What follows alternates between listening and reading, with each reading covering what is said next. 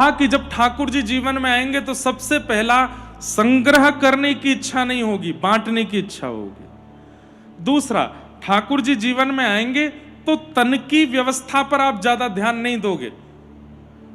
मतलब अगर सोने के लिए गद्दा अनुकूल नहीं मिला तो भी आप सो ही जाओगे, बोले सोना ही तो है।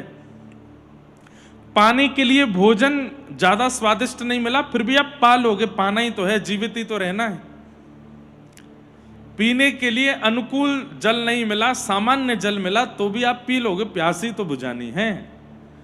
कृष्ण भक्तों में यह स्वभाव आ जाता है कि वो वर्सेटाइल हो जाते हैं, हर प्रकार की स्थिति में रहना सीख जाते हैं। और कोई व्यक्ति अगर हर स्थिति में रहना नहीं सीख पा रहा है, उसको उसकी व्यवस्थाएं बहुत हैं, वो ठाकुर जी को प्राप्त नहीं कर सकता। ये बात लिख लीजिएगा।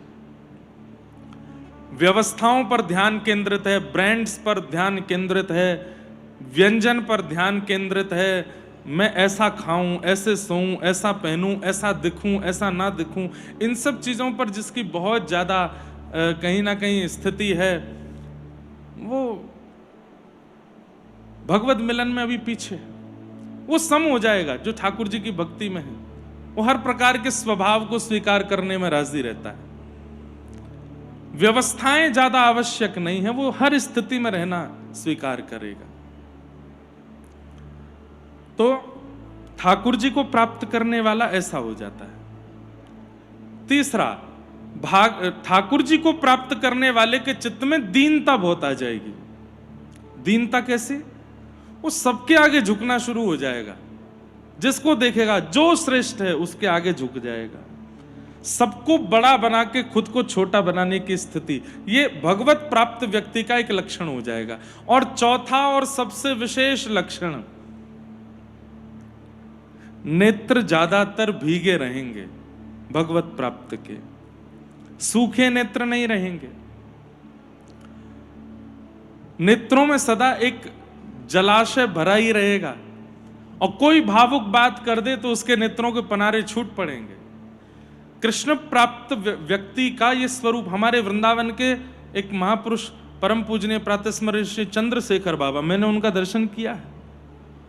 आप विश्वास नहीं करेंगे, मैं बोलूंगा तो हो सकता है कि आपको ऐसा लगने लगेगा कि ये हो ही नहीं सकता, पर जब नाम महामंत्र चलता था, हरे कृष्ण कृष्ण कृष्ण हरे हरे, हरे राम राम राम हरे हरे, कीर्तन करते करते एक स्थिति आती थी, आंखों से आंसू नीचे नहीं गिरते थे, यहां से आंसू छलक करके सामने गिरते थे। मैंने ऐसा कभी नहीं देखा। इसको बोलते हैं अश्रुओं की पिचकारी छूटना, किसी के नहीं होता ऐसा। विरह की ऐसी परम दशा, ठाकुर जी से मिलने की ऐसी व्याकुलता कि बस नेत्र भी यहां गालों से नीचे नहीं टपक रहे हैं, सामने छलक करके गिर रहे हैं, ऐसी स्थिति उनकी होती थी। ऐसे ऐसे महापुरुष। तो कृष्ण प्राप्त व्यक्ति का चौथा लक्षण क्या है कि उसके नेत्र सजल रहेंगे।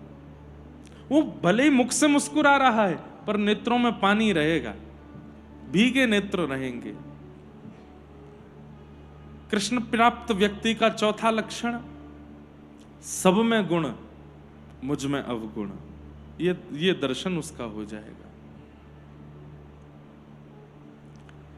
नंद बाबा के अंदर ये सारे गुण प्रकट हो गए हैं, क्योंकि घर में लाला जन्म हुए हैं और वो लाला साक्षात कृष्ण है।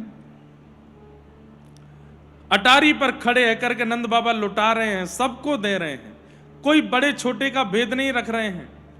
कोई बहुत बड़ा नगर सेठ भी आया है तो उसको भी स्वर्ण के रत्न दे रहे हैं, लेकिन अगर कोई सामान्य कार्यकर्ता भी आ गया है तो हो सकता है नगर सेठ से ज्यादा उसको दे रहे हैं, सबको लुटा रहे हैं। क्यों?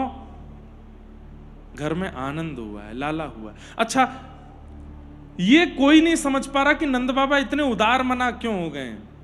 ठाकुर जी के आने के बाद उदारता लाए नहीं है, अपने आप आ गई है।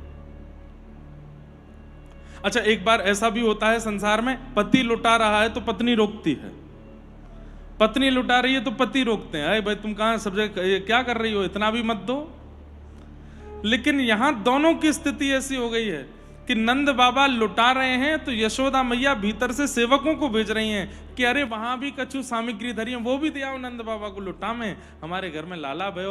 और सब ब्रजवासी इनसे बदले में केवल एक वस्तु मांगे, कहा कि हमारो लाला ऐसे ही चिरजीव है, ऐसे ही आनंद करे। सब ब्रजवासी नंद भवन को घेर करके दोनों भुजा उठा के आशीष देते हुए गा रहे हैं, रानी तेरो चिरजीवो गोपाल, रानी तेरो चिरजीवो गोपाल। हे यशोदा मैया, तुम्हारो लाला चिरजीव है। चिरजीव मतलब इतनी लंबी आयु हो, इतनी लंबी आयु हो तुम्हारे लाला की कि बस जब तक सूर्य चंद्रमा है, जब तक ये पृथ्वी है, जब तक ये ब्रह्मांड है, तब तक तुम्हारो लाला राज करे। सब आशीष दे रहे हैं। तभी वहां पूतना का आगमन हुआ। 6 दिन के ठाकुर जी हुए और राक्षसी पूतना का आगमन हुआ। रूप बदल करके आई थी, अत्यंत सुंदर बनकर के आई थी पूतना। जैसी है उस रूप को ढक करके आई थी। उसकी रूप लावण्य को देख करके सब मोहित हो गए। नंद घर आनंद भयो, जय कन्हैया लाल की सब उत्सव मना रहे थे, लेकिन जैसे ही पूतना का आगमन हुआ सब उसको देखने लगे, अरे देख कितनी सुंदर, कितनी सुंदर। सब उसके रूप की झांकी की, उसके नेत्रों की, नासिका की, श्रृंगार की चर्चा करने लगे। एक दो ब्रजवासी तो क्या बोल पड़े पता है, अरे कछु तुम मानो चाहे मत मानो, हमने तो नंद जी को लाला देखो और लाला देख करके ऐसा लगो कि नारायण घर में आयो है। लेकिन भैया आज यह युवती को आते देख हमारे मन में ये विश्वास है गयो है वो नारायण है। और उनको दर्शन करके देखो लक्ष्मी आई है इतनी सुंदर बनके, इतनी सुंदर लग रही थी पूतना। सब मोहित हो गए पूतना पर। बंधुओं, मैं कथाओं में कहा करता हूं कि भक्ति जीवन में आवेगी तो भक्ति के बाद जो सबसे पहला विघ्न आएगा वो पूतना का आएगा। पूतना का मतलब क्या है? पूत यानी कि पवित्र, ना माने कि नहीं, अपवित्रता। आपके जीवन में भजन है, आपके जीवन में भक्ति है, आपके जीवन में ठाकुर जी का प्रेम है, उसके बाद अपवित्रता से बचिएगा। अब मुझे पता है अपवित्रता के रूप में आपने क्या सोचा होगा। अब अपवित्रता के रूप में आपने झूठा कूटा या फिर शौच आदि की सामग्री, उन सबको आपने अपवित्र समझा होगा ना। भजन जीवन में आने के बाद अपवित्रता क्या है? दूसरे में दोष देखना, ये अपवित्रता है। इस अपवित्रता से बचिएगा। दूसरे में दोष देखना, किसी से ईर्ष्या करना, किसी के प्रति छल करना, कपट करना, द्वेष करना, अभिनिवेश करना, ये सारी अपवित्रताएं हैं। भक्ति जीवन में आने के बाद इनको एंट्री नहीं देनी है आपको। आप तिलक लगाते हैं, माला जपते हैं, कंठी पहनते हैं और फिर किसी से ईर्ष्या कर रहे हैं। उतार दीजिए माला, उतार दीजिए कंठी, उतार दीजिए तिलक। अधिकार नहीं है इसका आपको। आपके चित्त में ईर्ष्या है नहीं। और यदि नाम जप करने के बाद भी, कथा सुनने के बाद भी, कृष्ण प्रेम में आने के बाद भी आप इन सब से नहीं बच पा रहे हैं, तो इसका मतलब है कि आपके ऊपर पूतना का आक्रमण हो चुका है। पूतना से बचिए। पूतना आई। अच्छा, कई बार भक्तों के अंदर एक चीज और आ जाती है, क्या? वो भक्ति में भी प्रतिस्पर्धा करने लगते हैं। जैसे किसी ने कहा आप रोज कथा सुनने जाती हो, बोले हाँ। अरे हमारी गली की एक आंटी है वो भी जाती हैं, बोले हाँ मेरे बगल में ही तो बैठती हैं। वो पूरी कथा में जो है बस डिस्टर्ब ही करती रहती हैं। मैं तो बिल्कुल एक टक होकर कथा सुनती हूँ, वो कभी ऐसे बैठ, कभी ऐसे छिड़ती हैं, कभी ऐसे बोलती हैं, कभी सो जाती हैं। वो तो कथा में बहुत डिस्टर्ब करती हैं। आपने दोष देखा ना, यही पूतना है। नहीं देखना है। आपने खुद को श्रेष्ठ बता दिया और उसको अश्रेष्ठ बताया, यही पूतना है। आप वहां भजन करने आए थे, कथा सुनने आए थे कि दूसरे का दोष देखने आए थे कि वो क्या कर रहा है? वो जो करे करने दो। वो सोवे, वो खावे, वो फोन चलावे, वो लेटे, वो पड़ जाए। आप अपने लिए आए हैं, आप अपने पर ध्यान दो, उसके लिए नहीं। ये सब पूतना के स्वरूप हैं। यहां कथा सुनने आए और उसमें भी हमने 4 दोष देख लिए, उसमें भी नहीं। ऐसे पूतना के अनेक स्वरूप हैं, सबको ध्यान से सुनिएगा। पूतना का दूसरा स्वरूप क्या है? जो हैं वो दिखाते नहीं हैं।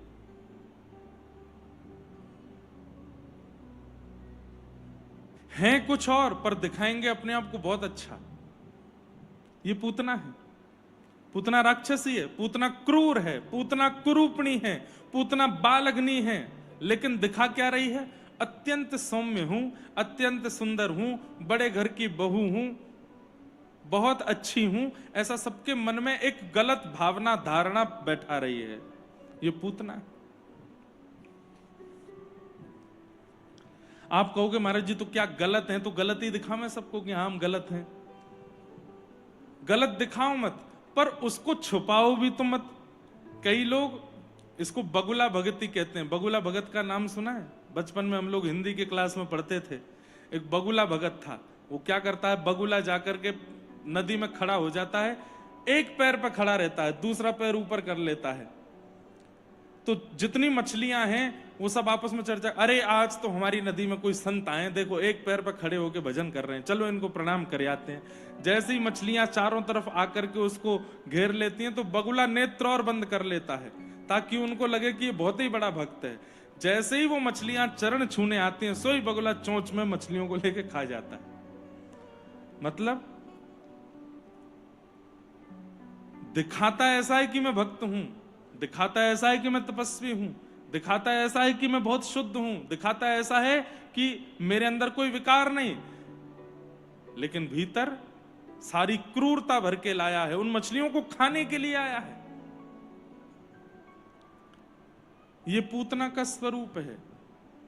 अपना प्रचार ऐसा कर देंगे, अपना प्रभाव ऐसा डाल देंगे सबके ऊपर कि इनसे बढ़िया कोई नहीं है, लेकिन समीप जाकर के जब अनुभव करते हैं तो पता चलता है कि बात कुछ और है, भीतर से तो बिल्कुल विपरीत है। ये पूतना है। पूतना आई गोकुल में। अच्छा, सबसे बड़ी बात, बाकी किसी को एंट्री नहीं मिल रही है नंद भवन में, भीड़ इतनी है, लेकिन पूतना को कोई रोक नहीं रहा है। क्यों? इतनी सुंदर बन के आई है, ऐसे बढ़िया कपड़े पहन के आई है, सब उसको मार्ग देते जा रहे हैं, आज जाने दो जाने दो जाने दो जाने दो। नंद भवन में पहुंच गई भीतर। जैसे ही अंदर गई तो यशोदा मैया ने पूतना को देखा तो यशोदा मैया के मन में भी आई, बड़ी सुंदर है। ए विधाता, तैने मेरो लाला कछु साल पहले भेज दियो होता तो यही तो ब्याह कराती अपने लाला को। अब चल विधाता, ये तो तैने बड़ी बूढ़ी भेज दी है, मेरो लाला तो छोटो है, अब कृपा करके कृपा कर दियो, या के घर एक लाली होए। मैया ने इतनी देर में सोच लिया कि ये जो सुंदरी आई है इसकी एक लाली हो तो बातें अपने लाला को ब्याह कर दूंगी। इतनी सुंदर, इतनी सुंदर की लाली या तो नेक कम सुंदर भी भाई तो भी बहुत सुंदर होएगी, अपने लाला को तो ब्याह। इतनी सुंदर बन के गई है पूतना। लेकिन सबसे बड़े आश्चर्य की बात, जैसे ही यशोदा मैया ने ठाकुर जी को उसकी गोद में दिया, पूरा ब्रह्मांड मोहित हो गया पूतना पर, लेकिन जो मोहित होने चाहिए तो वही नहीं हुए। ठाकुर जी ने अपने दोनों नेत्रों पर हाथ रख लिए। इससे क्या प्रमाणित होता है? ये भी राजी हैं मुझसे, वो भी राजी हैं मुझसे, आप भी राजी हो, ये भी सब राजी हैं, लेकिन अगर ये राजी नहीं है तो चाहे पूरी दुनिया आपकी हो गई हो, ये अकेले अगर राजी नहीं है तो आप किसी काम के नहीं हो। आज संसार में इसी की पैज तो लगी है, इसी की होड़ तो लगी है कि मैं सबको प्रसन्न कर लूं, सबको अपना बना लूं, पर जिनको बनाना चाहिए उनको नहीं बना रहे हैं। मीराबाई ने किसी को अपना नहीं बनाया, इनको बनाया। और तो रूठे भले रूठे, पर तुम जन रूठो मालाधारी। बाकी दुनिया रूठ जाए मुझसे, लेकिन आप मत रूठो।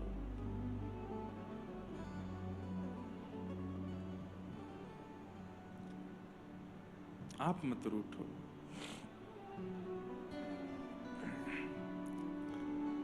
हम सबको प्रसन्न करने में लगे हैं।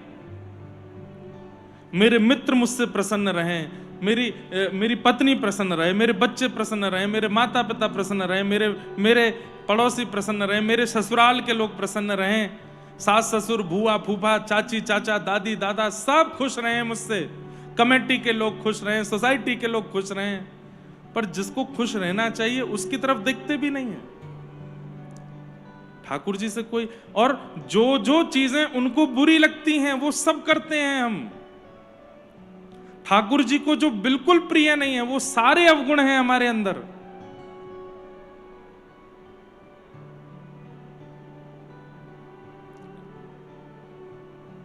नफरत है जिनसे उन्हें सदा, उन्हीं अवगुणों में मैं हूं पड़ा।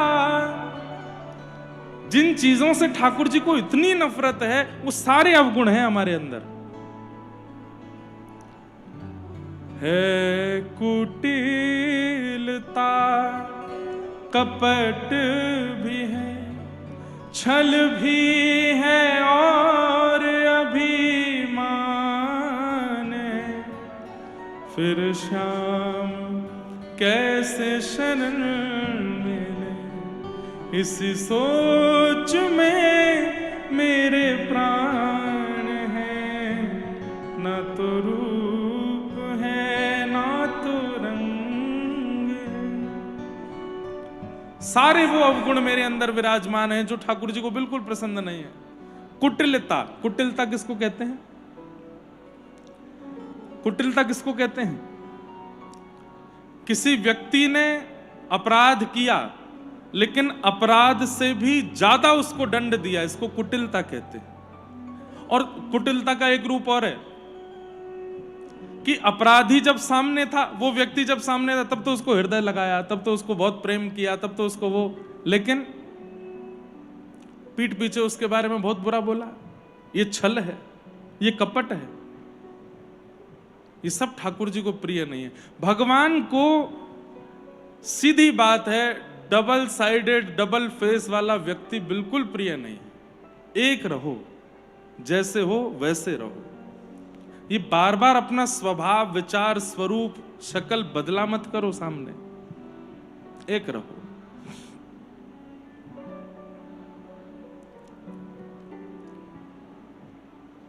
पूतना आई अति सुंदर बनके, भगवान ने उसकी तरफ देखा भी नहीं, आंख मूंद ली अपनी। 6 दिन के ठाकुर जी ने नेत्र बंद कर लिए। पूतना ने अपना पयोधर भगवान के मुख में दिया, भगवान ने उसके विष को पिया, दुग्ध को पिया, पुण्यों को पिया, पापों को पिया।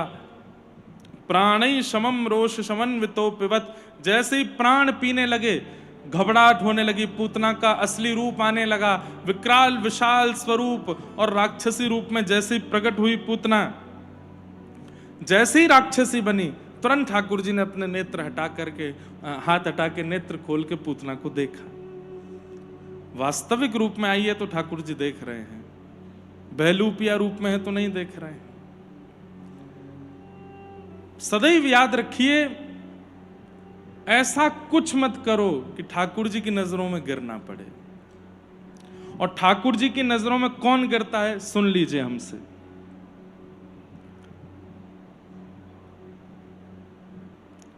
सबसे पहला, स्त्रियों का अपराध करने वाला व्यक्ति, जो माताओं का सम्मान नहीं करता, बहनों का सम्मान नहीं करता, बेटियों का सम्मान नहीं करता, ठाकुर जी को वो प्रिय नहीं। यत्र नार्यस्तु पूज्यन्ते रमन्ते तत्र देवता। हमारे शास्त्रों ने आज्ञा की, नारी का सम्मान है, नारी के प्रति भावना है, नारी के प्रति सम्मान है तो उस घर में ठाकुर जी सेवा स्वीकार करते हैं, नहीं तो उस घर में, जिस घर में नारी का सम्मान नहीं, वहां ठाकुर जी सेवा स्वीकार नहीं करते। तो सबसे पहला, दुर्योधन दुशासन महाभारत युद्ध में मारे गए, इतनी बड़ी सेना होते हुए भी मारे गए, भीष्म पितामह के पक्ष में होते हुए भी मारे गए। क्यों? द्रौपदी का चीरहरण किया था इन्होंने। ठाकुर जी अंतिम दिन भी इसी बात पर बलराम जी से एक भगवान का थोड़ा सा एक संवाद हुआ था, वो इस कथा में मैंने सुनाया नहीं। बलराम जी से ठाकुर जी बोल पड़े, बलराम जी ने आके ठाकुर जी से कहा, इस महाभारत युद्ध में बहुत कुछ अधर्म हुआ है पांडवों की तरफ से। कृष्ण, सब लोग इधर देखो। बलराम जी कह रहे हैं, कन्हैया, पांडवों के द्वारा बहुत कुछ अधर्म हुआ है महाभारत युद्ध में। जहां साक्षात धर्म स्वरूप कृष्ण खड़े हैं, वहां पांडवों की हिम्मत कैसे हो गई अधर्म करने की? ये महाभारत युद्ध में पांडवों का विजय होना, ये न्याय का विजय नहीं है, ये तो जबरदस्ती जिताया है तैने लाला। तो आज ठाकुर जी बोल पड़े। ठाकुर जी बोले, अच्छा भैया, इन पांडवों ने अधर्म किया है महाभारत युद्ध में? बोले हाँ। और जो भरी सभा में द्रौपदी का चीरहरण हो रहा था, तब दुर्योधन दुशासन अधर्म नहीं कर रहे थे? उस दिन आप बोलने के लिए नहीं आए वहां पर? अरे दुर्योधन तो आपका शिष्य है, दुर्योधन को गदा चलाना बलराम जी ने सिखाया था, दुर्योधन तो आपका शिष्य है। यही ज्ञान उपदेश जो आज आप मुझे कर रहे हैं, ये आपने उस दिन दुर्योधन को क्यों नहीं किया? अरे वो अबला नारी रो रही थी, भीख मांग रही थी कि मेरी इज्जत को बचाइए, सबके आगे हाथ जोड़ रही थी, भीष्म पितामह के आगे हाथ जोड़े, अपने 5 पतियों को लाचार रूप में देख रही थी, कृपाचार्य, द्रोणाचार्य, सबकी ओर देखा उसने, किसी ने रक्षा नहीं की। हमारी बहन है बलराम जी वो। और सबसे बड़ी बात, जिस समय चीरहरण हो रहा था उस समय वो रजस्वला अवस्था में थी, उसका स्पर्श नहीं हो सकता था। उस समय ये लोग उसका चीरहरण कर रहे थे, और आज इन्हीं लोगों को जब मार दिया गया महाभारत युद्ध में, तो ऐसे पापियों को मारने वालों के लिए आप कह रहे हो कि इन्होंने अधर्म किया?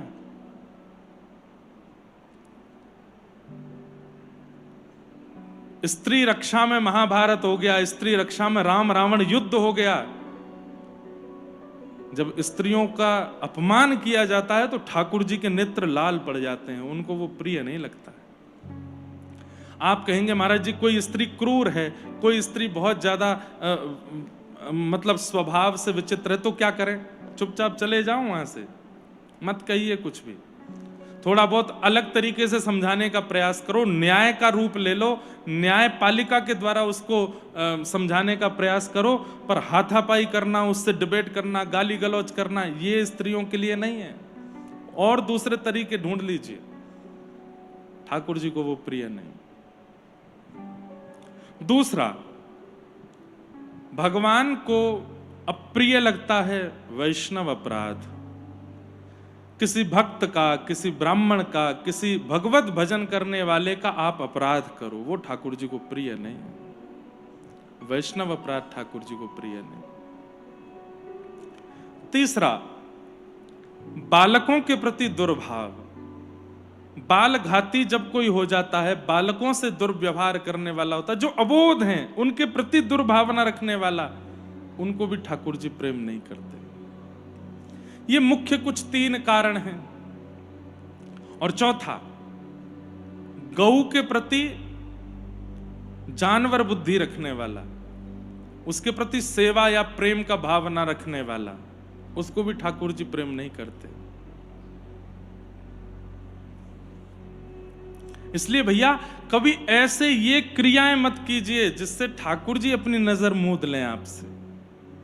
वो काम मत कीजिएगा जिससे ठाकुर जी नाराज हो जाएं। क्योंकि दुनिया भले ही आपकी हो जाए, ठाकुर जी अगर आपके नहीं हुए। महाभारत युद्ध में एक बहुत सुंदर प्रसंग आता है। कर्ण अपने रथ पर बैठा था, और यह नियम था कि जब तक कर्ण के पास कुंडल और कवच हैं तब तक कर्ण को महाभारत युद्ध में नहीं मारा जा सकता। उसी समय इंद्र ब्राह्मण का रूप धारण करके महाभारत युद्ध के बीच में आकर के कहता है, कर्ण मुझे भिक्षा दो। और दानवीर कर्ण है, सब दान कर देता है, जो मांग ले वो दे देता है। कर्ण ने कहा क्या चाहिए मांगिए, और तुम्हारे कवच कुंडल दो। कर्ण हंसने लगा और हंस करके अपने कुंडल उतारने लगा। उस समय कर्ण के सारथी ने कर्ण से कहा, ये क्या कर रहे हैं आप नहीं जानते हैं कि जब तक ये कवच कुंडल है तब तक ही आप हो, ये देते ही आपका वध करने का पूरा षड्यंत्र रचाएंगे पांडव।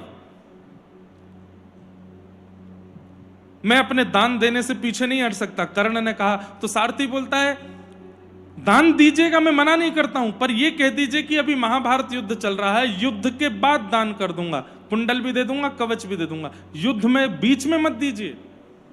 बहुत समझाया, बहुत कहा, लेकिन अंत में कर्ण ने जो एक बात कही है ना, बस उससे सब स्पष्ट हो जाता है। कर्ण क्या कहता है अपने सारथी को, इतना क्यों समझा रहे हो मुझे, क्यों कह रहे हो कि तुम कुंडल मत दो, कवच मत दो, ये मत करो, अरे मैं चाहता हूं कि आप जीवित रहो। तब अपने सारथी को अपने बगल में खड़ा करके कर्ण इशारा करके कहता है, मेरा युद्ध मानवों से चल रहा हो तो मैं जीतने की योजना बनाऊं, अर्जुन के रथ के सारथी को देखो, मेरा युद्ध तो ईश्वर से चल रहा है, ईश्वर से मैं कैसे जीतूंगा। मुझसे मानव रूठा हो तो मैं युद्ध करूं ना, मुझसे तो ईश्वर रूठा बैठा है। मेरे विपक्ष में साक्षात कृष्ण खड़े हैं, चाहे मैं 1000 कवच पहन लूं तो भी नहीं बचूंगा। और उस समय कर्ण अपने कवच कुंडल उतार के इंद्र को दान कर देता है, और उसी के बाद कर्ण की मृत्यु होती है। ठाकुर जी कभी विरोध में ना चले जाएं भैया, इसके लिए ध्यान रखो, वो हमारे पक्ष में रहें बस। और कभी कोई गलती ऐसी हो गई कि लगता है कि ठाकुर जी चले गए, तो फिर उसके बाद पुनः नहीं करेंगे ये संकल्प लेके ठाकुर जी को विश्वास दिलाओ, हम नहीं करेंगे दोबारा ऐसा, नाथ गलती हो गई, हमारे पक्ष में आ जाओ, और इसके प्रति जो दंड देना हो ठाकुर जी आप दे दो, हम स्वीकार है। बस ये 2 बातें ठाकुर जी से कह दो, शायद ठाकुर जी दोबारा पक्ष में आ जाएं। इसलिए भैया ठाकुर जी को अपनी साइड रखो, कहीं वो विपक्ष में चले गए ना, सारे ग्रह नक्षत्र उथल पुथल हो जाएंगे। हम आपको डरा नहीं रहे हैं ठाकुर जी से, हम आपको प्रेम करवा रहे हैं ठाकुर जी से। डरिए मत, उनसे प्रेम कर लीजिए, प्रीति कर लीजिए, स्नेह कर लीजिए।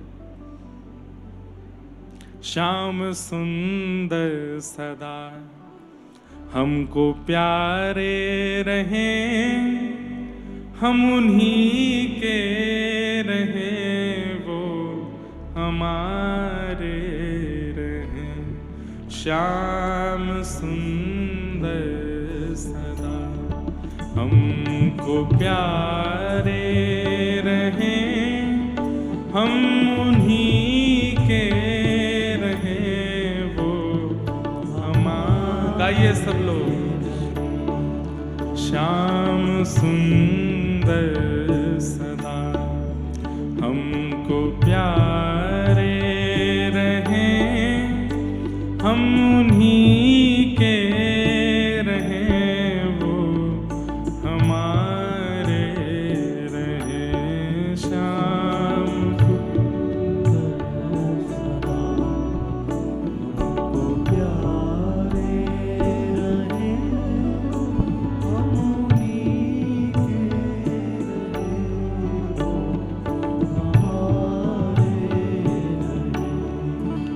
मोह माया की नदिया बही जा रही, मोह माया की नदिया बही जा रही, मन की ममता को खींचे चली जा रही, ममता को खींचे चली जा रही, ओ मन की ममता को खींचे चली जा रही, मन की ममता को खींचे चली जा रही, उनकी तस्वीर मन में बसाए रहें, हम उन्हीं के रहें, वो हमारे रहें। श्याम सुंदर सदा हमको प्यारे रहें, हम उन्हीं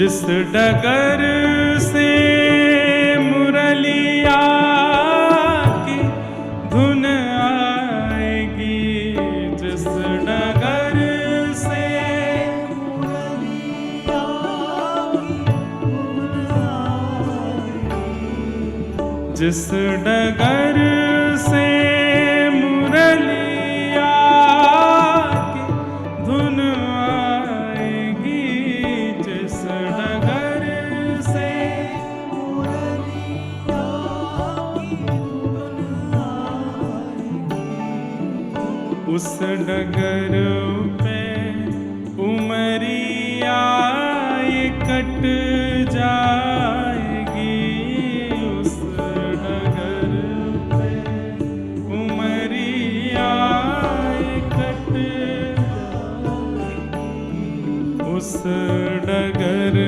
पे उमरिया ये कट जाएगी, उस डगर पे उमरिया ये कट जाएगी। हाँ, उस डगर पे उमरिया ये कट जाएगी, उस डगर पे उमरिया ये कट जाएगी। अपने तन मन को मोहन पे वारे रहें, हम उन्हीं के रहें, वो हमारे रहें। श्याम सुंदर सदा हमको प्यारे रहें, हम उन्हीं के रहें, ओ हम उन्हीं के रहें, वो हमारे रहें, हम उन्हीं के रहें, वो हमारे रहें। हाँ, हम उन्हीं के रहें, वो हमारे रहें, हम उन्हीं के रहें, वो हमारे रहें। सदा ठाकुर जी के रहो, वो कभी हमसे नाराज ना हो जाएं, इसका बहुत ध्यान रखा करो, क्योंकि ठाकुर जी जब नाराज होते हैं ना तो सब विपरीत हो जाता है, कोई आपके अनुकूल नहीं रहता है। तो बस वो नाराज ना हो, और वो नाराज बड़ी छोटी छोटी बातों पे नहीं होते हैं, उनकी नाराजगी का एक बहुत बड़ा कारण होता है। वो ऐसे ही नाराज नहीं हो जाते किसी से भी, बस वैष्णव अपराध, स्त्री अपराध, बाल अपराध, गौ अपराध, इनसे बचो बस। भगवान ने पूतना का वध किया, तत्पश्चात ठाकुर जी को गौशाला लेकर के गई माताएं। धीरे धीरे ठाकुर जी अब 3 महीना के भये, 3 महीना के ठाकुर जी सक्टासुर का वध किए। एक बैलगाड़ी के नीचे लेटे थे लाला, इतने में ही एक सक्टासुर नाम का दैत्य आया बैलगाड़ी के ऊपर, और यशोदा मैया तो चली गई अंदर नंद भवन में, लाला वहीं बैलगाड़ी के नीचे झूल रहे थे। तभी ठाकुर जी ने ऊपर देखा, अच्छा, भगवान ने अपना बाम चरण उठा करके बैलगाड़ी में जोर से लात मारी और 3 बार आकाश में घूम करके बैलगाड़ी पलट गई, सक्टासुर का वध हो गया। इसके पीछे बहुत सुंदर एक लीला सुनाते हैं कि सकट किसको कहते हैं। सकट कहते हैं बैलगाड़ी को। बैलगाड़ी कैसी होती है, उसमें 4 पहिए होते हैं, 4 पहिए होते हैं। और बैलगाड़ी का स्वरूप क्या है कि उसके ऊपर लोग बाग बैठ करके एक स्थान से दूसरे स्थान पर जाते हैं। अच्छा, 4 पहिए वाली बैलगाड़ी तो अब होती है, पहले प्राचीन काल में चाहे रथ हो चाहे बैलगाड़ी, उसके 2 ही पहिए होते हैं। तो हमारे आचार्य इस भाव को कैसे समझाते हैं कि ठाकुर जी ने बैलगाड़ी में लात क्यों मारी, कौन सी प्रकार की वो बैलगाड़ी थी जिस पर उन्होंने लात मारी। तो कहते हैं बैलगाड़ी के दो पहिए होते हैं। दो पहिए मतलब बैलगाड़ी, एक गृहस्थ आश्रम को बैलगाड़ी कहा। उसके दो पहिए कौन है? पति और पत्नी।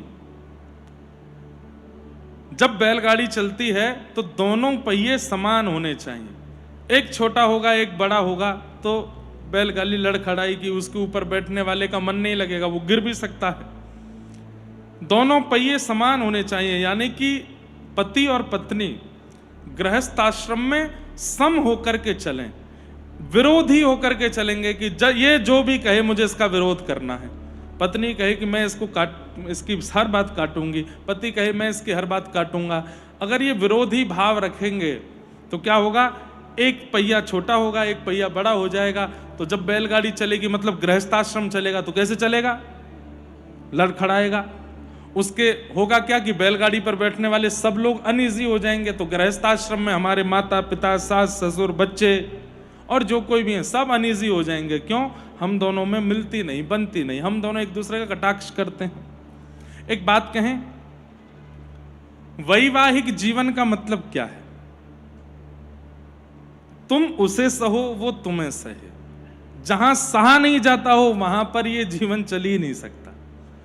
ये बात लिख लीजिए, संसार में हर व्यक्ति विपरीत होता है। आप जैसा चाहते हो वैसा मिलेगा ही नहीं आपको, दुनिया की कितनी भी खोज कर लो। क्योंकि आप जो चाहते हो वो परम्बा जगदम्बा साक्षात लक्ष्मी है, वैसी नहीं मिलेगी। और जैसा माताएं चाहती हैं वो साक्षात नारायण है, वैसा नहीं मिलेगा। वो इंसान है, उसके अंदर दोष है, उसके अंदर कमियां हैं, उसके अंदर अवगुण हैं। उसके दोष, कमी, अवगुण सबको समझना, सुधारना, स्वीकार करना, यही है गृहस्थाश्रम। तो दोनों पहिए समान होने चाहिए, तभी ये बैलगाड़ी चलती है। अब यहां एक बहुत बड़ी बात कि आप दोनों तो समान हैं, लेकिन बैलगाड़ी को खींचने के लिए आगे एक वृषभ चाहिए, यानी कि बैल। और वृषभ को हमारे शास्त्रों में धर्म कहा गया। यदि आपका गृहस्थाश्रम, आप दोनों समान हैं, लेकिन वृषभ यानी कि धर्म के अधीन होकर के नहीं चलते हैं, ऐसी बैलगाड़ी पर ठाकुर जी पाद प्रहार कर देते हैं, उसको स्वीकार नहीं करते, उनकी भक्ति भाव सेवा स्वीकार नहीं की जाती। भगवान ने जिस बैलगाड़ी में लात मारी उसके नीचे मैया सुला के चली गई थी ठाकुर जी को, ऐसे झूला बना के।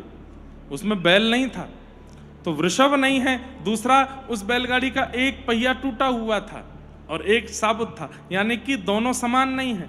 वृषभ नहीं है, दोनों समान नहीं है। तो ऐसी बैलगाड़ी जब ठाकुर जी ने देखी, और एक और बड़ी बात, जब ऐसी बैलगाड़ी होती है मतलब ऐसा जीवन आपका होता है, आप दोनों में बनती नहीं और धर्म के आप अधीन रहते नहीं, ऐसे पर असुर आकर के ही बैठते हैं।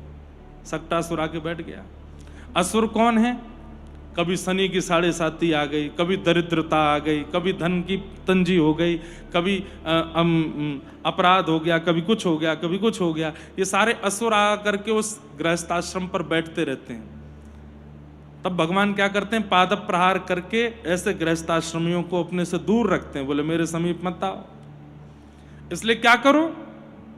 एक दूसरे के सम बनो, और सम बन के दोनों जब एक इक्वल हो जाओ तो धर्म के अधीन हो जाओ। धर्म के अधीन होकर के चलना शुरू करो, तब ठाकुर जी तुमको स्वीकार करेंगे। बातें बहुत अच्छी हैं इनका, लेकिन चिंतन करेंगे तो ही ये समझ में आएगी। यहां सुन के समझ में आने वाली बात नहीं है, इसका चिंतन कीजिएगा। भगवान की बाल लीला हो, बड़ी लीला, सब लीलाओं में एक संक्षिप्त ज्ञान छिपा हुआ है। भगवान ने सकट भंजन करके उसके ऊपर एक असुर आया था, सक्टासुर, उसका वध कर दिया। यशोदा मैया लाला को लेके भीतर गई। धीरे धीरे ठाकुर जी 1 बरस के हुए, तब श्री गर्गाचार्य जी महाराज ने आकर के लाला का नामकरण संस्कार किया। मैया के लाला का नामकरण संस्कार किया। क्या नाम रखा ठाकुर जी का? कृष्ण। कृष्ण नाम क्यों रखा?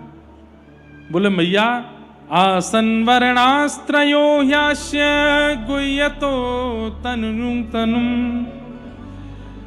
शुक्ले रक्तस्तथा पीत इदानीं कृष्णतां गतः। आसन वर्णास्त्रयो ह्यास्य गुह्यतो नुयुगम तनु। शुक्ले रक्तस्तथा पीत इदानीम कृष्णताम गत। आपका ये बालक कभी शुक्ल वर्ण का हुआ, कभी रक्त वर्ण का हुआ, कभी श्वेत वर्ण का हुआ, इस बार ये कृष्ण वर्ण का है। कृष्ण वर्ण किसको कहते हैं?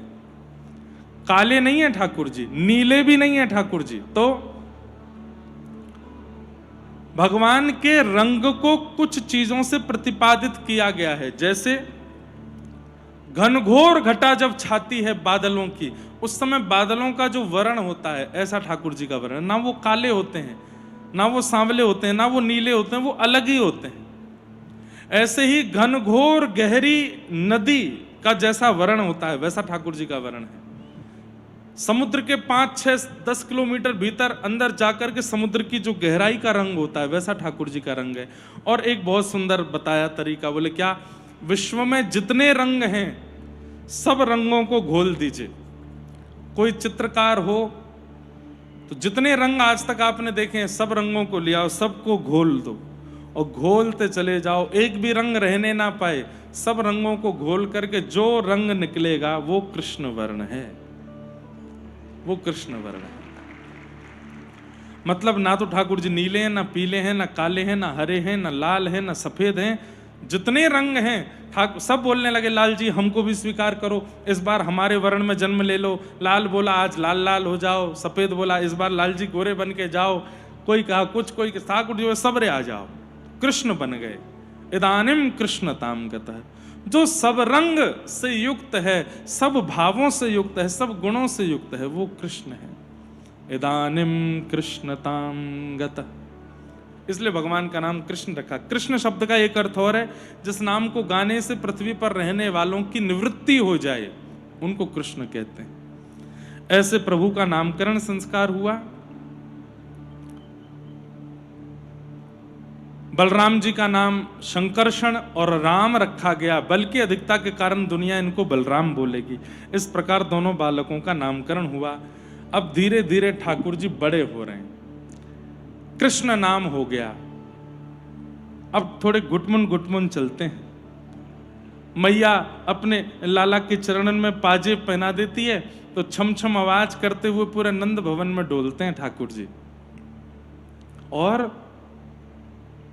एक बहुत सुंदर लीला सूरदास जी वर्णन करते हैं।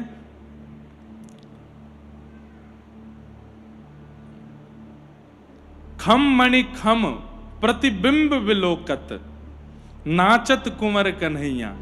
कैसे? बोले नंद भवन में बहुत सारे खंबे लगे हैं और उन खंबों में ऐसी मणियां लगी हैं कि उन मणि के सामने आपको अपना ही चेहरा दिखाई देने लग जाता है। तो लाला गुटमुन गुटमुन चल के जामे और जैसे ही खंभ के सामने पहुंचे और खंभ में जाके जैसे ही ठाकुर जी अपना प्रतिबिंब देखते हैं उस मणि में, सो ठाकुर जी अपने ही प्रतिबिंब की नाक पकड़ते हैं, फिर आंख पकड़ते हैं, फिर गाल पकड़ते हैं और किल किल करके हंसते हैं। फिर उस मणि को पकड़ के खड़े हो जाते हैं, मानो जैसे ठाकुर जी को पता नहीं है कि ये मैं ही हूँ। फिर उससे बात करते हैं, बोलना नहीं आता तो आओ आओ आओ करके उससे बात करते हैं। फिर वो उत्तर में कुछ और कहे तो उसको हाथ दिखाते हैं, फिर उसको मारते हैं, फिर थोड़े पीछे खड़े होकर के फिर नृत्य करते हैं, अपनी कभी कौंधनी दिखाते हैं, अपनी पाजेब दिखाते हैं। और दूर खड़ी यशोदा मैया देख करके बस आनंदित होती है लाला की मधुर लीलाओं को। देखो लाला कैसे लीला कर रहा है, ऐसे ठाकुर जी लीला करते हैं। यशोदा मैया पूरे दिन लाला को गोदी में लेकर के कहे लाला बोल मैया, ठाकुर जी नहीं बोलते। फिर थोड़ी देर बाद नंद बाबा आ जाते हैं, लाओ मोह दो मैं बुलवाऊं। गोदी में लेके लाला लाला बोल बाबा, बोलो बाबा। तो ठाकुर जी हंस जाते हैं, बाबा नहीं बोलते। फिर दाऊ दादा आते हैं, मोह दो लाला को गोदी में लेके, लाला बोल दादा, बोल भैया। ठाकुर जी नहीं बोलते। पूरे दिन यशोदा मैया बैठी रही, लाला तो बोले ही ना है, बड़ो है तो जारो है, अब कब बोलेगो, अरे विधाता मेरो लाला कब बोलेगो।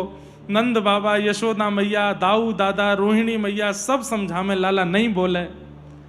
इतने में ही गौशाला की एक गैया ठाकुर जी के आगे आ गई और वह गैया को देख के छोटे से ठाकुर जी बोल पड़े गैया। और जैसे ही बोले गैया, यशोदा मैया बोली लाला तेने कहा बोली, अरे मेरे लाला ने कहा बोली। जैसी मैया ने गोद में उठाए तो मैया को देख के बोल गए, मैया। मानो ठाकुर जी अभी तक इसलिए नहीं बोल रहे थे, बोले सबसे पहला शब्द मेरे मुख से प्रकट होगा गैया, गाय का। अब तो नंद बाबा आए सुन के, लाला ने अभी मैया बोली। जैसे नंद बाबा ने गोद में लिए तो बाबा की गोद में जाते बिना बुलवाए बोल पड़े, बाबा। अब तो बाबा भी बोले, मैया भी बोले, दाऊ दादा की गोद में जाके बोल गए, दादा। अब तो सब ब्रजवासी इकट्ठे हो गए, ढोल नगाड़े बज रहे हैं, सब उत्सव मना रहे हैं। अरे नंद जी को लाला बोलन लगो है, कहने लगे मोहन मैया मैया, कहने लगे मोहन मैया मैया, पितानंद सो बाबा रे बाबा, पितानंद सो और हलधर सो भैया भैया, और हलधर सो भैया भैया, कहने लगे मोहन मैया मैया, कहने लगे मोहन मैया मैया। सूरदास प्रभु या छवि ऊपर बार बार बल जैया, ठाकुर जी की बलैया ले रहे हैं सूरदास जी। कितने मधुर लग रहे हैं ठाकुर जी, मैया बोल रहे हैं, बाबा बोल रहे हैं, दादा बोल रहे हैं, गैया बोल रहे हैं। अब यशोदा मैया लाला की उंगली पकड़ लेवे और पकड़ करके नेक नेक चलनो सिखावे, तो धीमे धीमे अपने चरण रखते हैं ठाकुर जी। ठाकुर जी उतरनो सीख रहे हैं, चलनो सीख रहे हैं। फिर थोड़ी देर बाद मैया ऐसे उंगली हटा देती है, तो ठाकुर जी ऐसे भुजा ऊपर करके थोड़ी दूर तक चलते हैं, फिर धम्म से गिरते हैं, फिर उठते हैं, फिर चलते हैं, फिर धम्म से गिरते हैं। थोड़े थोड़े ठाकुर जी अब चलने लगे। जैसे ही चाल चलने लगे तो मैया ने ऐसी सुंदर पाजेब पहनाई है कि वहां में से ऐसी सुंदर धुनी निकले कि ठाकुर जी बार बार अपने चरण पीटते हैं जमीन पे, और उससे निकलने वाली धुनी को सुन के खुद खुश होते हैं और उसी पर नृत्य करते हैं। सूरदास जी वर्णन कर रहे हैं, हे हरि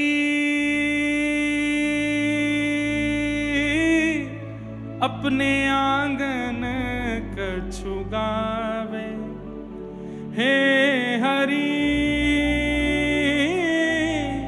अपने आंगन कछु गावे। अपने ही पैरों की नूपुर की ध्वनि सुनकर के ठाकुर जी कुछ गा रहे हैं। बहुत सुंदर पद है। आहा, सुनाते हैं। हे हरि अपने आंगन कछु गावे, हे हरि अपने आंगन कछु गावे, हे हरि अपने आंगन कछु गावे,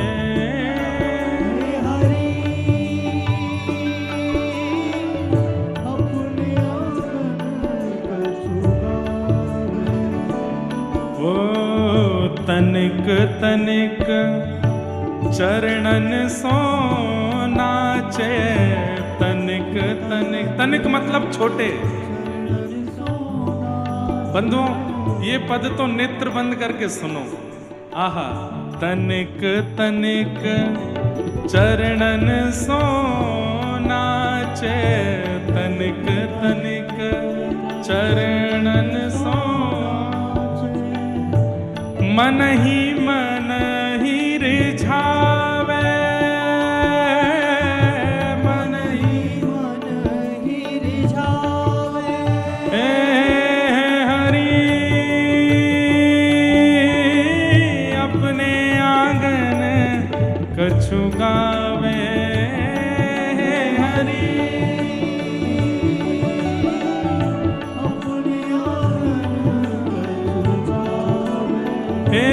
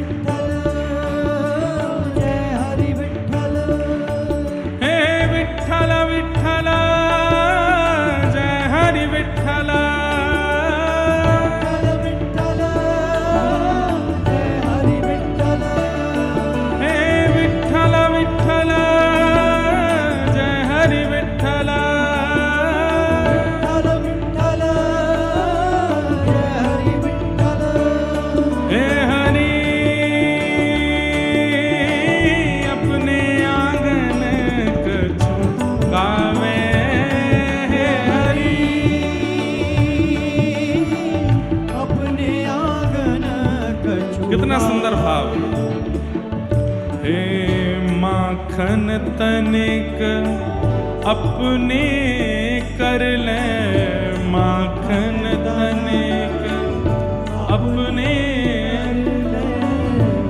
माखन तनिक अपने कर ले, माखन तनिक अपने कर ले, तनिक बदन लगावे, तनिक बदन लगावे। कितना सुंदर भाव है। सूरदास जी वर्णन कर रहे हैं, ठाकुर जी अपने आंगन में हाथ उठा करके कुछ गा रहे हैं, क्या गा रहे हैं ये नहीं पता। अपने आंगन कछु गावे। आकाश में ब्रह्मा जी कान लगा के सुन रहे हैं, द्वार पर सरस्वती जी खड़े होकर के सुन रही हैं, इंद्र आदि देवता सब आंख खोल करके देख रहे हैं, और सब बस यही एक दूसरे को देख करके सोच रहे हैं ठाकुर जी गा क्या रहे हैं। जितनी भी संगीत की राग रागनियां हैं सब नंद भवन में आके हाथ जोड़ करके खड़े हो गए हैं। छोटे से ठाकुर जी के मुख से जो स्वर निकल रहा है उस स्वर पर सारे राग भी वारी वारी जा रहे हैं। रागों के नेत्रों से अश्रुपात हो रहा है कि ये कौन सा धुन गा रहे हैं, कौन सी राग गा रहे हैं, ये हमको क्यों नहीं गा रहे हैं। इसी बीच ठाकुर जी क्या लीला कर रहे हैं, माखन तनिक ले हाथन में, थोड़ा सा माखन अपने हाथ में लेके अपने अंग पे लगा रहे हैं। थोड़ा यहां लगाए हो, थोड़ा यहां लगाए हो, थोड़ा यहां लगाए हो, थोड़ा यहां लगाए। सूरदास जी बोले क्यों लगा रहे हैं? बोले थोड़ा तो स्वयं पा रहे हैं और बाकी कुछ बछिया बछड़ा, छोटे छोटे गैया के बछड़ा बछिया आ गए, उनके पास जाके उनसे अपने अंग पे माखन को चटवा रहे हैं। और जैसे ही वो बछिया बछड़ा चाटते हैं तो ठाकुर जी खिलखिल करके हंसते हैं। हे हरि अपने आंगन कछु गावे, हरि अपने आंगन कछु गावे। दूर देखत यशुमती यह लीला, दूर देखत यशुमती यह लीला, हर्षानंद बढ़ावे, हर्षानंद बढ़ावे। हे सूर श्याम के बाल चरित नित, सूर श्याम के बाल चरित ये, हे सूरदास के बाल चरित नित, सूरदास बाल चरित ये, नित ही देख लुभावे, नित ही देख लुभावे। हरि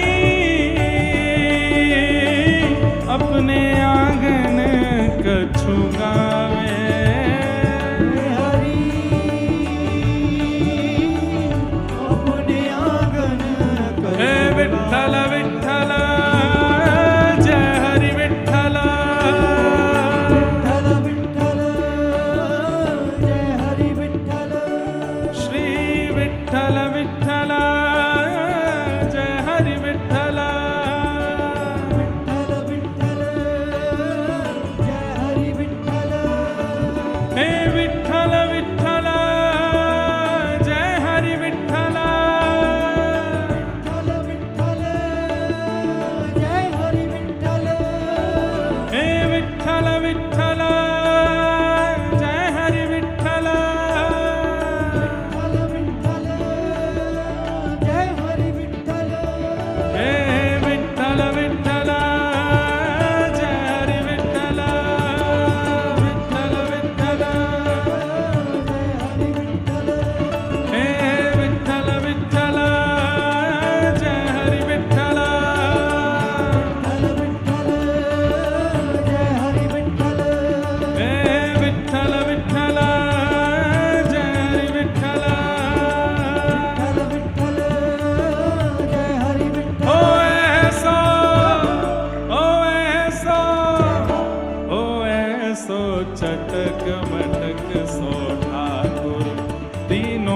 लोकन हूँ मैं नाए।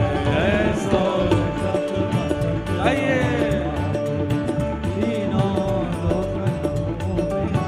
लोकन हूँ मैं नाए, तीनों लोकन हूँ मैं नाए। हाँ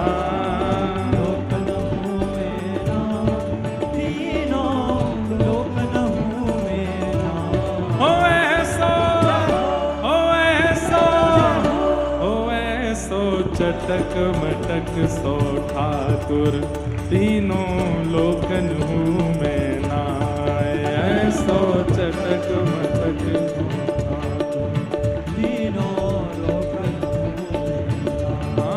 ऐसो चटक मटक सो ठाकुर, तीनों लोकन हूँ मैं नाए। बोल नंद के लाला की।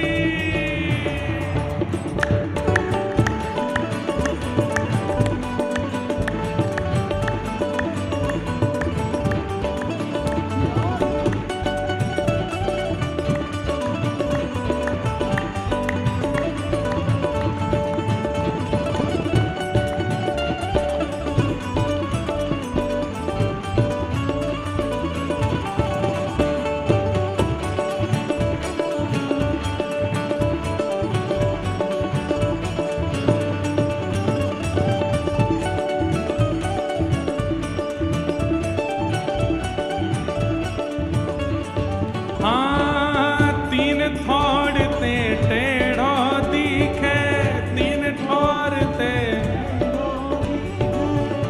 भाई देखो ये ब्रजभाषा का पद है, आपको समझने में दिक्कत हो सकती है लेकिन थोड़ा प्रयास करना।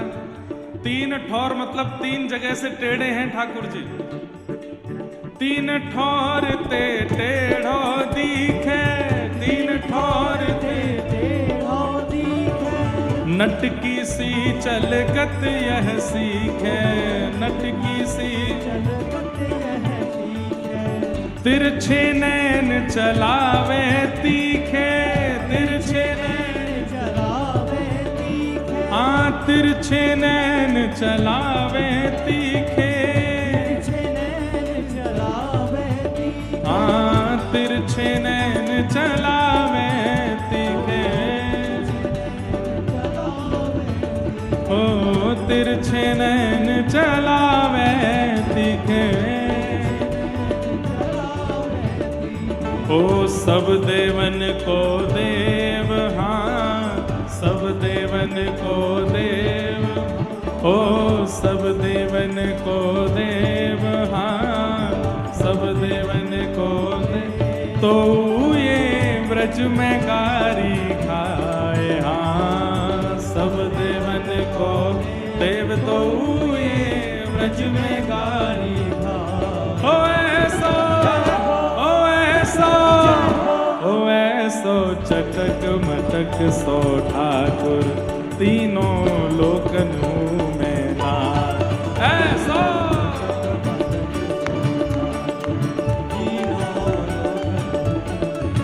ऐसो चटक मटक सो ठाकुर, तीनों लोकन हूँ मैं नाए। ऐसो चटक मटक सो ठाकुर, तीनों लोकन हूँ मैं नाए। बड़े बड़े असुरन को मारो, बड़े बड़े असुरन को मारो, बड़े बड़े असुरन को मारो, बड़े बड़े असुरन को मारो। नाग कालिया पकड़ पछाड़ो, नाग कालिया पकड़ पछाड़ो, नाग कालिया पकड़ पछाड़ो। कालिया पकड़ और पछाड़ो। 7 दिनन तक गिरिवर धार्यो, 7 दिनन तक गिरिवर धारो, 7 दिनन तक गिरिवर धार्यो। 7 दिनन तक गिरिवर धारो, 7 दिनन तक गिरिवर धार्यो। 7 दिनन तक गिरिवर धारो, 7 दिनन तक गिरिवर धार्यो। तक गिरिवर धारो। कितने बलवान हैं ठाकुर जी। बड़े बड़े असुरन को मारो, नाग कालिया पकड़ पछाड़ो, 7 दिनन तक काकियो गिरिवर धारे हो। लेकिन ऐसो बली तो खेलन में ग्वालन सो पिट जाए। हाँ ऐसो बली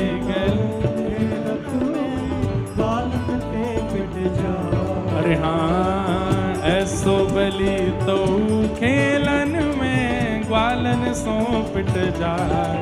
हाँ ऐसो बली तो खेलन में ग्वालन सो पिट जाए। अरे ऐसो ओ ऐसो ओ ऐसो चटक मटक सो ठाकुर तीनों लोकन में नाय।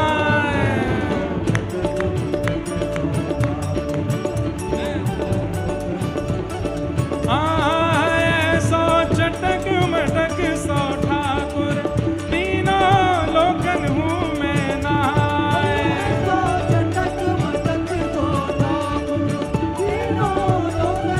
बोलो विठ्ठल भगवान की। देखो कल और परसों बस ये 2 दिन और बचे हैं आपके पास, फिर उसके बाद तान दुपट्टा सोना, आप कोई परेशान नहीं करेगा आपको।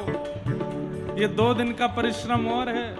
भुजा उठा के खूब पंढरीनाथ श्री विठ्ठलनाथ वृंदावन बिहारी को स्मरण करके खूब प्रेम से बोलो वृंदावन बिहारी लाल की जय।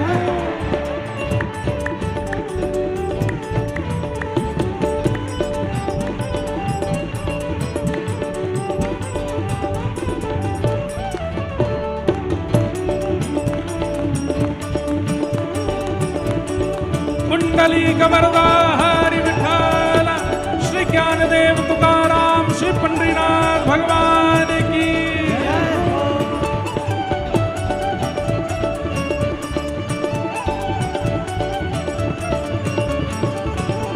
हे रूप छबीलो है ब्रज सुंदर, रूप छबीलो है ब्रज सुंदर, रूप छबीलो है ब्रज सुंदर, रूप छबीलो है ब्रज सुंदर। बिना बुलाए डोले घर घर, बिना बुलाए डोले घर घर, बिना बुलाए डोले घर घर। बुलाए डोले घर घर। प्रेमी व्रज गोपिन को चाकर, प्रेमी व्रज गोपिन को चाकर, प्रेमी व्रज गोपिन को चाकर, प्रेमी ब्रज गोपिन को चाकर।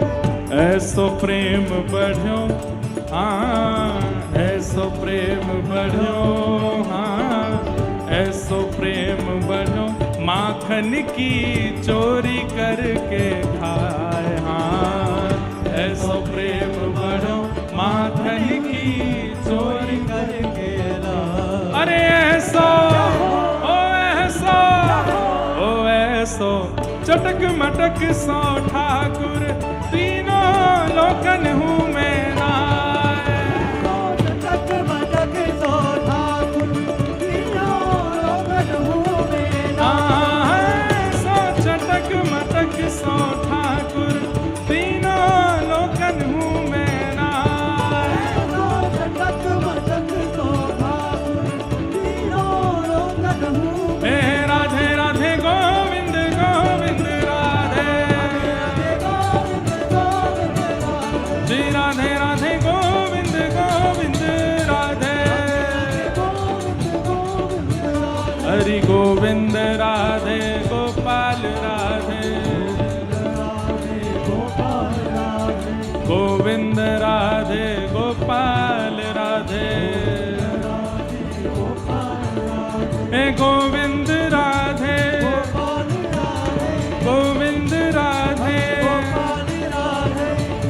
इतनी संख्या में हमारी आवाज दबनी चाहिए, ऐसे गाओ गोविंद राधे गोविंद